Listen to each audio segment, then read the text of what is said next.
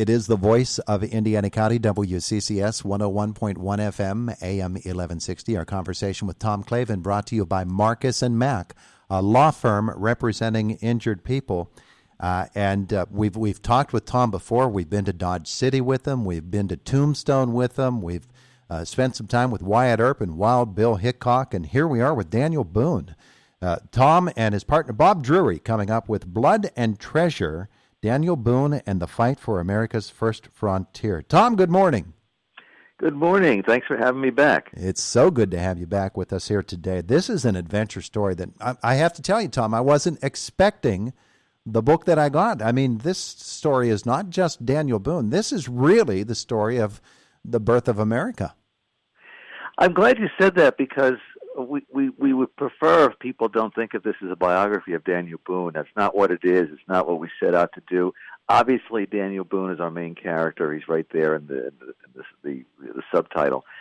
But Daniel Boone is sort of like our guide, our pathfinder, just as he was in the 1700s, to the entire era when the white settlers and hunters and explorers were first breaking loose of the 13 original colonies and moving through the mountains and over the mountains and starting to find this whole new land that they only heard stories about, and then discovering, the Ohio Valley and what became Kentucky and Tennessee. And part of that was the American Revolution. What tends to get overlooked, and Boone played an important part in this, is that there was a Western front to that revolution. It wasn't always all in Virginia and Pennsylvania and New Jersey. So it was kind of a panoramic story that goes beyond Daniel Boone, but I think without Boone, we wouldn't have been able to tell it like we did. And I'm guessing you are finding from readers or maybe people who weren't as familiar with Daniel Boone as we probably should be, that they did not place him in revolutionary times, that they thought he came along later. It's quite a few people will say, "Oh, I know about Daniel Boone. He died at the Alamo." And you say, "No, wait a minute, that was Davy Crockett. This is Daniel Boone." And yes, and people will be surprised that his most active years are really the 1750s, 1760s, and 1770s. And so he was right there, as you put it before, as the birth of the United States, and was really the first great American explorer, I guess you would put it. Obviously America's been associated with all kinds of great explorers, from the Europeans who sailed across the ocean to make their first so-called discoveries.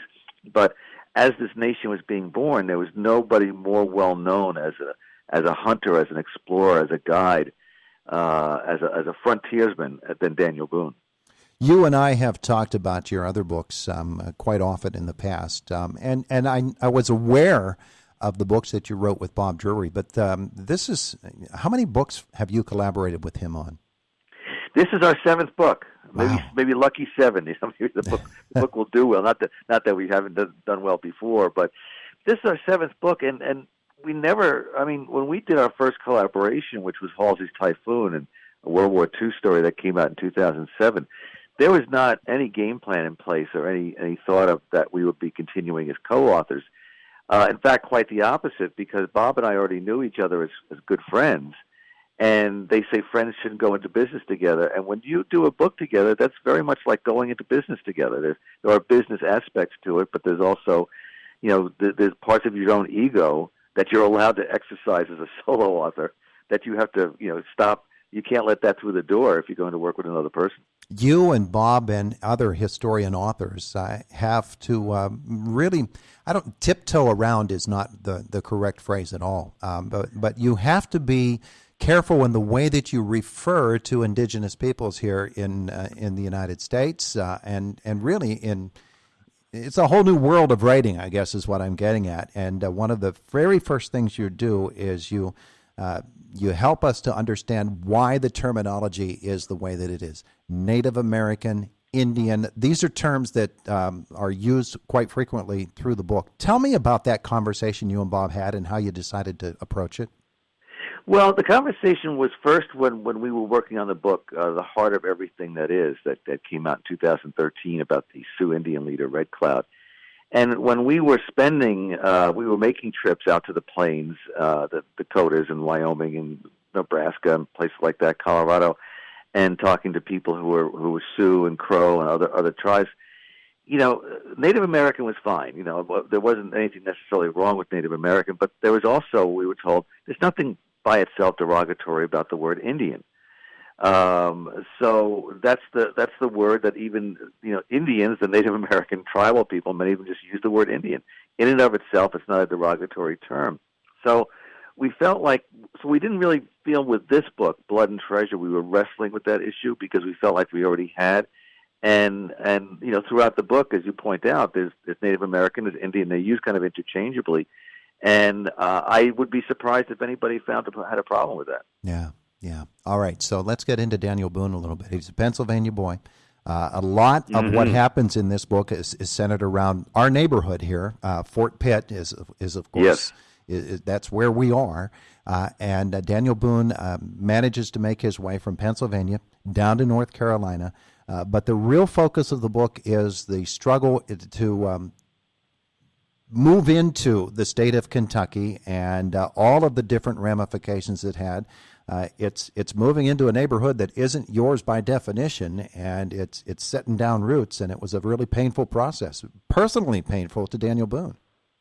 It was, and late in the book, we sort of explain, or we quote Daniel Boone. He refers to the trials and tribulations that he had in his long life, and he refers to the cost of blood and treasure. And when he's referring to blood, he's talking about that in various conflicts during his lifetime, he saw two of his sons in 2 years apart in two separate battles killed. He saw his brother Ned was killed in another different battle. So there was the blood part, that there was the losing people he loved dearly to violence, and with treasure it more refers to I guess the rest of his life. That he sacrificed so much for his family, for people who wanted to explore the other side of the Appalachian Mountains, wanted to explore the Ohio Valley, what became known as Kentucky and Tennessee, and he wasn't complaining necessarily, because Daniel Boone was a very restless man. That he was that way as a child, he was that way as a young man, he was that way even as an old man. We have a story in the book that when we were sort of wrapping things up, and when Daniel Boone was 76, he went on his last long hunt, and he may have gone as far as the Yellowstone River. So in that sense, Daniel Boone, it was a good representative for us, because he was restless, he was exploring, he was always going on these long trips of discovery. He very much represented his generation and that entire generation of Americans in a very young country wanting to see what the beyond was like.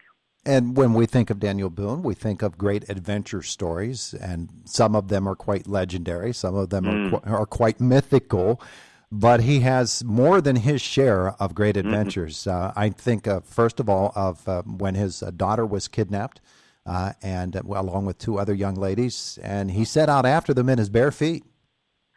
He did, and it was in July of 1776. His daughter Jemima, who I think was 13 at the time, and she had two sisters who were of similar age, and they were kidnapped by a group of Indians who started to take them farther west, and we don't know if they would have harmed them or perhaps would have adopted them into their tribe. But Boone sort of rallied a few other people, and they spent days tracking after this war party, and eventually caught up and rescued the girls. And that particular adventure formed the very important part of years later, James Fenimore Cooper, when he wrote The Last of the Mohicans, he included that story changed a little bit, and if I could segue a little bit, a lot of people, when they say, "Oh, I know Daniel Boone, I used to watch the TV show," they would think about the show from the '60s with Fess Parker as Daniel Boone, and if somebody wants to make a screen reference to Daniel Boone, I would point them more to there was a movie in the '90s of The Last of the Mohicans with Daniel Day-Lewis, and that physical representation of Boone is a lot closer to the real Daniel Boone than Fess Parker was. Yeah, absolutely, and he is sort of the Natty Bumppo of his day. He is. You can certainly see Natty Bumppo in Daniel Boone's character. It is such a wonderful story, though. My goodness gracious. It is, and Boone was a man out of his time also, in the sense that in his generation, most of the men that he frequented with had a view of Indians different from his. They saw them as subhuman. Savages was a word that was tossed about. Even people supposedly as enlightened as Thomas Jefferson would say the only solution here is to exterminate the Indians because basically they're in our way and they don't deserve the land that we do. And Boone had a much different view of Indians. First of all, when like you say, he was born in Pennsylvania, but his family, when he was still a child, moved to North Carolina on the edge of the frontier. He and his family associated with Indians on a regular basis. He came to admire and respect them. He thought they were very intelligent people. He liked the way they carried themselves. He was fascinated with the way they dressed, with some of these long earrings that they would wear, the way they did their hair with bear grease, which is what he eventually did with his hair. And so one of the things I think that people will find interesting about the book is that Boone was an anomaly. He was somebody who was comfortable associated with Indians. And, of course, there are stories in the book when the Indians were trying to kill him. so there are some daring escapes. On the other hand, there's the story of when he was adopted by a Shawnee couple. So there's a lot of that interaction with Indians that we wanted to make sure was part of the story because they were part of the story. And the savvy of Daniel Boone is just amazing to me. Like when he describes the fact that they captured him and some of his companions and actually mistakenly showed him the way to get to their towns and what the geography of the country was all about. He was a very, very keen observer of everything around him, and it saved his life a lot of times.